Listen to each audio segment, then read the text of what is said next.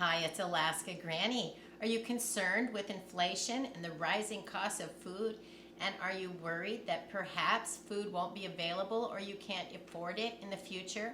It's very important that we understand that prepping is lifestyle insurance. We are trying to protect the lifestyle that we have, to have the future of our families be safe, secure, and provided for.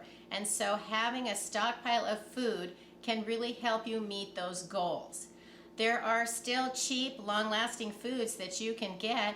I'm going to share with you today the cheap, long-lasting foods that are my choices that I'm putting in my prepper pantry that are going to last the longest.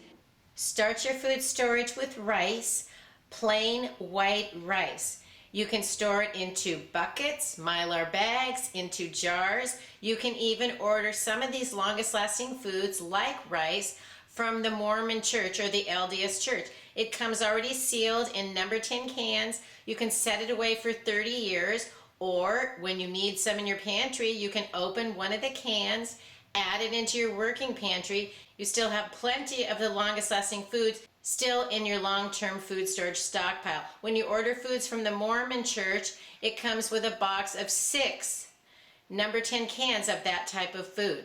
Would be beans, and they come in all different varieties. You can buy them in small bags, you can buy them in huge bags. It's up to you what you can afford and what you can even find at the store.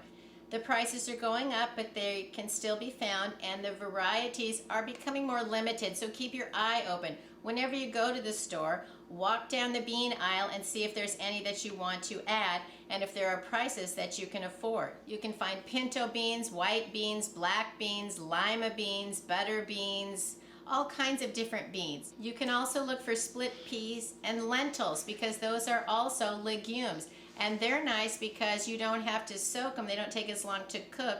You can put these in water and cook them, but it will take a while. All of these types of beans, peas, lentils can store for many years in your pantry, airtight as possible. If you have your beans and rice, you have a complete protein. You could live on those. You probably don't want to though, but you could. The next food that I like is oatmeal. I figure with beans, rice, and oatmeal, I have breakfast, lunch, and dinner. No, that's not all I want, but I could have that and I could be able to survive. Not everyone could, but I think I could make a good go of it. So that's part of it, is having the mindset that you are willing to survive and eat these foods. Don't store foods that you never want to eat. Don't store foods that you haven't learned how to cook and prepare. That's one reason to buy things like beans in small packages. You could cook them up in your crock pot and find out ways to make them. You'll see that it's not very difficult and you may even enjoy them.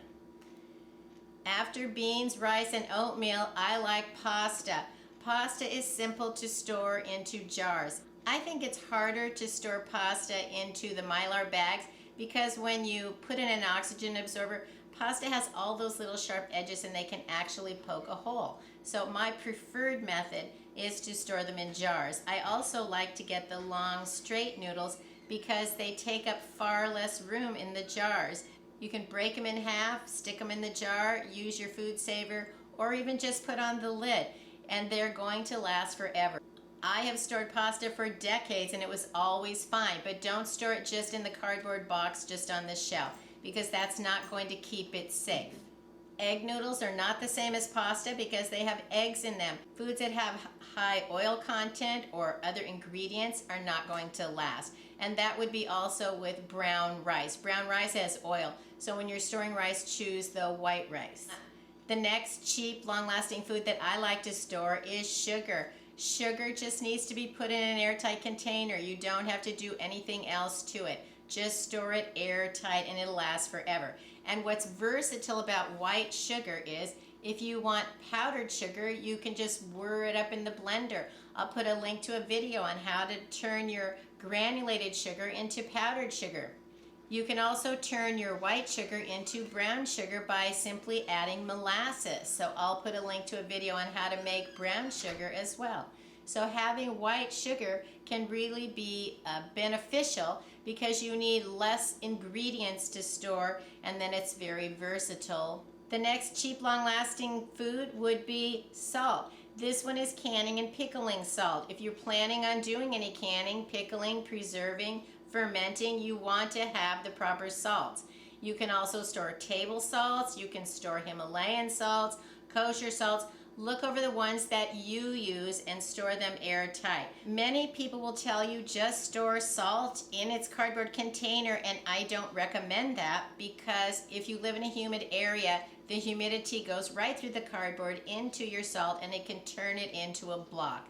And yeah, you could chop it all apart and grind it up, but I don't want to do that. I want to have my food ready to use. I don't want to have it become a science experiment. I also helped clean out a pantry for someone who had just stored foods for decades and never paid any attention to it, and they had pantry bugs and they were into everything, including the salt. It was disgusting. Every single thing in the pantry needed to be tossed.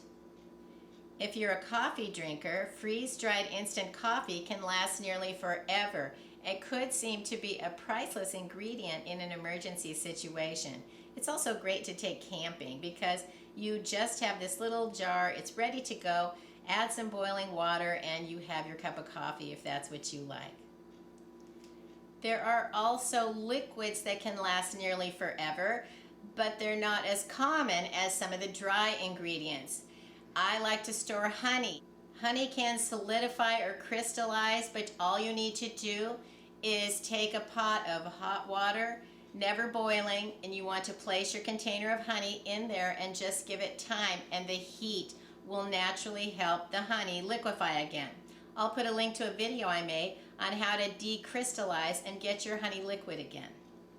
Vinegar lasts forever, and it is one of the most versatile ingredients that you can have. Not only is it good for cooking, pickling, fermenting, it's also good for cleaning. You can clean drains with it. You can clean spots out of the carpet. You can get rid of weeds with it. There's all kinds of reasons why you would want to have white vinegar, and it's still available, but the price is going up ridiculously. My suggestion is to have several gallons of white vinegar in your prepper pantry because you'll find so many uses for it, you'll be glad that you have it.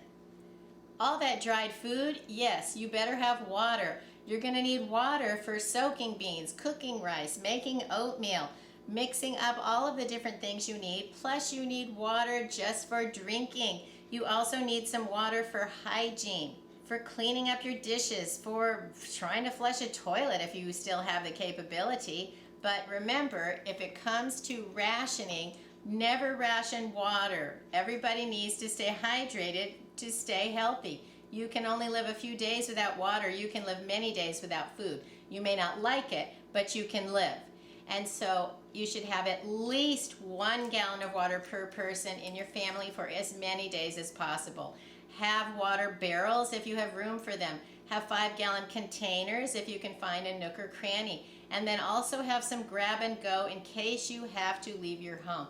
And never say I won't leave my home, because there are so many instances when you don't have a choice. If your house catches on fire, if a tornado knocks it down, if a hurricane is coming, an earthquake collapses it, yes, you would leave your home. So then you want to have some water that you could grab and go with your bug out bag, with your emergency gear. Make sure that you have a plan of that as well. Never stay in your home simply because you have things there. You can replace all of your things, but you can't replace your life. And that should be the whole point of prepping, is we want to preserve our life. We don't just want to preserve our things. There are other foods that can last a long time, but these are my favorites. So tell us in the comments below, what are your favorite foods that last a long, long time that are still pretty cheap and affordable? There are a lot of ways to prepare them, a lot of ways to store them, and it's a puzzle that you can put together yourself with the foods that you want, in the ways that you are able to store them in the space that fits your home. And so don't think of it as there's only one right answer. This is a puzzle. Each person's prepping puzzle is unique. If you enjoyed my video, I hope you'll share it with someone else you think might like it, and please subscribe to the Alaska Granny channel.